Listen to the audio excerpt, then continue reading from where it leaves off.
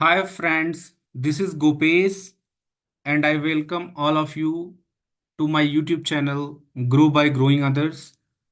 Friends, today I am recording this video to explain Spark architecture. And what I feel is this is very important topic if you are coming from data engineering background. And this is also one of the important question at the interview time. And I have seen almost 85 to 90% people fail to answer the internal working of Spark and the detailed Spark architecture when they answer this question. They do not cover all the important concepts, all the important terms and their definitions. So I'm here to explain you the Spark architecture in a very easy way. And I think I will be able to do that so that in your next interview, whenever question comes from Spark architecture, you will be able to answer that without any hesitation and without any doubt, or you will be fully clear, and so that you can answer all the questions. So friends, before I get into Spark architecture, I hope you all are aware with cluster, the term cluster. If not, just a quick recap. Cluster is nothing but cluster is basically set of machines. When I say machines, these are computers, but these are not physical computers. This can be physical computers, but when in data engineering space, when we say cluster, these are virtual machines, meaning they are located somewhere else in any region of the world. Okay, so cluster is nothing. Cluster is set of virtual machines and they are connected together. For example, we have 10 node cluster. Listen carefully, and this is very important to understand. For example, when we say we have 10 node cluster, meaning we have 10 computers, virtual computers, and they are connected together. And these computers will have their own RAM capacity. They will have given number of cores so that each machine can do the parallel processing and work independently. Okay. Now, another very important term that you must have heard is Spark works on the concept of master slave architecture. Okay. And I will try to give you very real life example. For example, there is a building where construction is going on, and we have 10 manpower supply. Contractor has given 10 manpower supply to construct that building. Okay. And out of that 10, he appoints one person working as a supervisor and remaining 9 working as a labor or actual worker. So now what is the job of supervisor? Supervisor job is supervise every worker's work and give them instructions and ask them to do their work and report back to supervisor when they are done with their work. And what workers are? Laborers are. So laborers are actually the workers who are doing the actual work.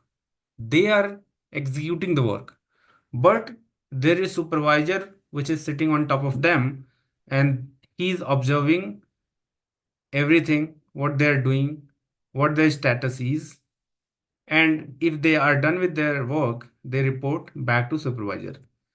In a very similar fashion, in a Spark architecture, there are 10 computers and each computers will have their own RAM and they will have like their number of cores given. Now, randomly out of 10 machines, one machine will be selected as a master node. Now, when that machine is selected as a master node, now its responsibility become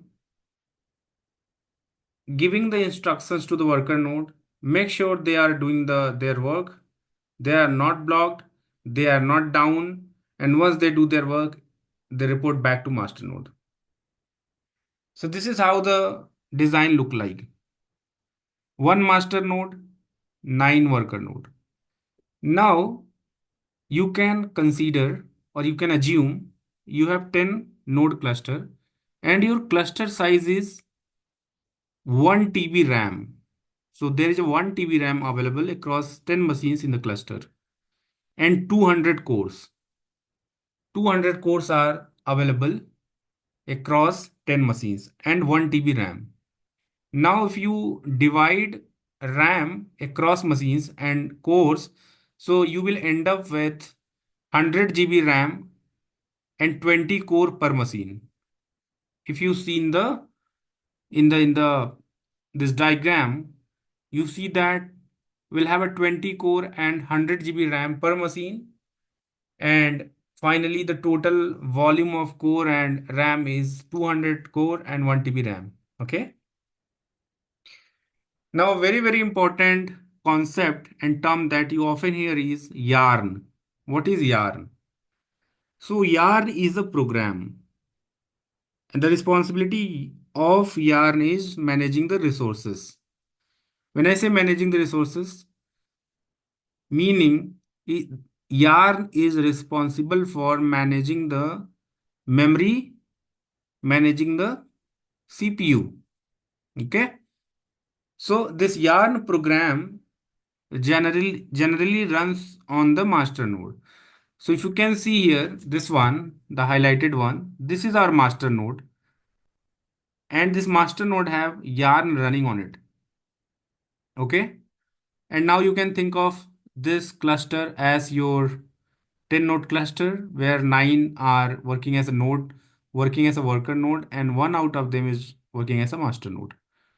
Now we as a developer write some Spark code, and what we find that we would require driver of 20 GB, executor of 25 GB, and CPU core that we would need in number are 5 and number of executors. So this is what we basically mention. If you remember, when you submit this Spark job with the Spark command, you provide all the configs, right? What size of driver you would require, what size of executor you would need, and CPU core and whatnot, right? So for example, if you see, this is the developer and he is writing some Spark code. Now it's time for him to submit that Spark job. So whenever he submit the Spark job, the first of all, request goes to Yarn. Yarn check your request and first it will look at the requested driver size. So what it find? It finds that user is requesting 20 GB of RAM, 20 GB of driver. When I say 20 GB, meaning 20 GB RAM user is requesting. Okay. And you can assume that this cluster is all vacant, no process is running, everything is free. So all 1 TB RAM is free across 10 machines. Now what Yarn will do? Yarn will go to these 9 machines. Since all the machines are RAM are vacant, it's empty, there is no process is running. So it can pick any random machine, maybe worker 1, worker 2, or any random machine. In this example, for you to explain, for example, Yarn goes and pick worker node 5. And remember, worker node 5 has 100 GB of RAM available at this point. And driver node would require just 20 GB. So what will happen? Yarn will request worker node 5, hey worker node 5, since you have 100 GB of RAM, can you allocate 20 GB of RAM for one of my process which is gonna run over the cluster? So worker node 5 will say, yes, why not? I can give you 20 GB space. So with that, worker node 5 will basically create a container. When I say container is a execution environment with a 20 GB. So basically in worker node 5 is a machine. In that machine, one process will be launched, and that process is a JVM process, and that process will have a 20 GB RAM given to it. And that process will be called as a driver program. So remember now, as per your request, 20 GB of driver program at worker node 5 is up. Okay. It's running. So 20 GB of container is up and running now. And if you have observed, now worker node 5 has 80 GB of RAM remaining because 20 he has allocated to one process. Now all done. All right. Okay. Now it will check another parameter where you say you need executor of 25 GB and you also need 5 executors. Okay. So what will happen now? So do you see, right? Worker node 5 has 80 GB RAM remaining, and rest of other machines they have 100 GB still RAM they have available, right? Now we need processes, five processes of 25 GB.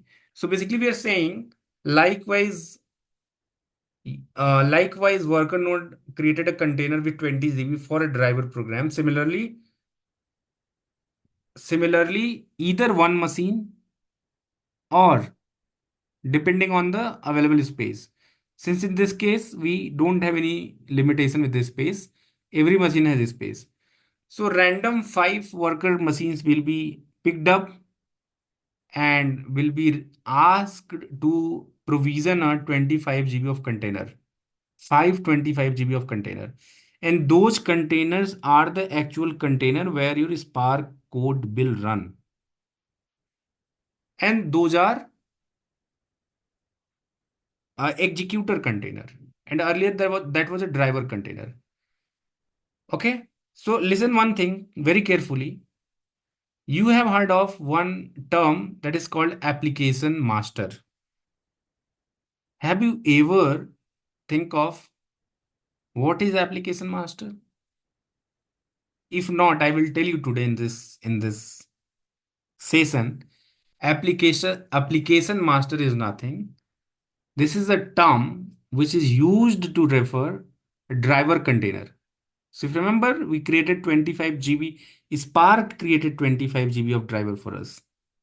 So that 25 GB of driver container is called application master because that is a master where application is first start. Okay. So that's why that is called application master.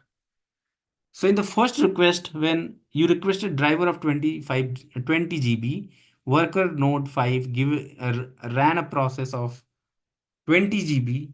When I say process, that is a JVM process. And when I say 20 GB, that process is running inside a container. So that container is called application master. Keep it simple. You requested 20 GB driver, you got 20 GB of container with a Spark execution environment. So that is application master. And you can see it here. Let me scroll it down. You see at worker node 5 here, let me highlight it. At worker node 5, at worker node 5, it has 100 GB available. It had 100 GB available. We requested 20 GB container. You got this container. So this whole container is called application master. Master container or application master. Okay. Now it comes to worker node. As I said, like we also requested five five executors or 5 workers of 25 GB. So what it could have done, it could have allocated 3 executors from the worker 5 node because still it has 80 GB available. So 25 3s are 75. So it can give you three executors from that node. But since we don't have issues or limitation with space, so it can pick any machine and will give you a 25 GB process, five processes. Okay. So now if you are looking at it, this is our application master of 20 GB. That is called driver application master. And in application master, in that container, if you write code in Scala or Java, then your JVM main function is called. This is the entry point for any Spark application when you submit. The driver program will be provisioned, and in that driver program, there will be a function. JVM main function will be your entry point, and this will be called first. If your code is in PySpark, so PySpark main function will be called, and there is a wrapper written on top of it. So it will basically internally invoke JVM main function. Okay. This is all happening inside the application master. And this JVM main, in a Spark language, this is called driver program. What this is called? Driver program. Okay. So if you see the Spark language, this driver container is called application master. Code written in Python invokes PySpark main function. Code written in Scala and Java invokes JVM main method. In a Spark language, since Python is not a JVM language, right? So what will happen? It will call PySpark main function first. Internally, there is a wrapper written. It will call JVM main function. Okay. Now, one important thing to note, JVM main. This JVM main in Spark language is known as application driver, because this is the entry point for your Spark application. So this is why this is called application driver. Note this term. This is very, very important in the interview. This is asked in every interview. Two terms, application driver is your JVM main function, which is running in the driver program or application master. And what is application master? Application master is driver program itself of 20 GB that we requested, right? Now you see, this is our drive program. Here we have a 25 GB of worker, and number of workers we are running are 5, and each will have a 25 GB RAM given. And this will be given 5 core. What does this core mean? This core mean this JVM process of 25 GB can run 5 parallel tasks at a time. Okay. Why only 5? There is a formula behind it. If you go and give 7 or 9, so what is your understanding? It can run more parallel tasks, but if we increase, this is the optimal value. If we go beyond 5, there are various performance benchmarking and observations, and it indicates that over 5, if we do, it will create memory overhead, meaning it will basically more processes, meaning more metadata meaning you will require extra space to hold that metadata. So this is the optimal value, and we shouldn't exceed this in most of the cases. We should keep number of cores for one JVM process between 3 to 5. I hope this is clear. Now, one important point to call out here is, since you have written a PySpark code, and in your PySpark code, if you're using Python UDF, okay? If you're using Python UDF, now that Python UDF is not something that can be calling PySpark main, because that is a pure Python, and that does not know when that will execute, how that will execute, because that does not call PySpark main. So how to execute that? Just to reiterate again, you have written a PySpark code. Your PySpark code has some Python UDF in it. Now, when you run that code, your Python UDF will not be executed, because that is a pure Python function. And in order to run PySpark code, PySpark main function is called within the application master. Since you don't have any entry point for your Python UDF, then this become a problem. Now, what is the solution to address that problem? So in your worker container or worker process, you will be given JVM process as well as Python worker. So these are two things. JVM process and JVM process is responsible for running a Spark code plus Python worker, and Python worker are responsible for running your UDFs that you have written in your code. Okay. So ideally, if you break down the architecture, you will have a application master, which is a driver program. You will have a workers, that is a execution container. In your driver program, there will be JVM main that will be an entry point for any Spark application. But if you have written Spark code in Python, meaning in PySpark, then PySpark main is called first.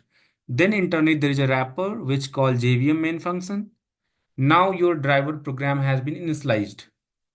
Now what will happen? It will see that you have requested for 25 GB of executor and number of executors that you are requesting is 5. So it will basically create execution container, 5 executors execution container with 25 GB of RAM. So now that is also done. One problem that we identified is in your PySpark code, if you have written Python UDF, then how that Python UDF will run, because it is a pure Python code and there is no interface or entry point to run that. So to address that gap, Spark has introduced Python worker. So every container, worker container, the actual worker container will have a JVM process plus Python worker, and Python worker is only to run the Python UDF. So hope this explanation is clear and this architecture is clear. You are clear what is yarn, what is the responsibility of yarn, and how application master is created, how execution container is created, worker container is created, and what is application master, what is application driver, what is Python worker, why Python worker is needed. And one more thing, I think I didn't cover that. If you see node manager, so node manager is a manager which keeps eye on the resource utilization of all of this basically machines. So this node manager is watching the resource availability and resource usage on all of these machines. Okay. But when YAR talks to cluster, it directly basically coordinate with node manager, since node manager all the details will give you will directly inform Yan that this machine is available. You go and ask for the requested space. So, and this is how it works. Once the space is allocated either for driver program or worker program, the yarn is acknowledged back, and that's how yarn is updated with the process. Okay. I hope you will like this video. If you like the video, please hit the like button, share with your friends, and if you are new to the channel, please subscribe the channel, and it will support me to grow further and create more videos. Thank you so much. See you in the next video.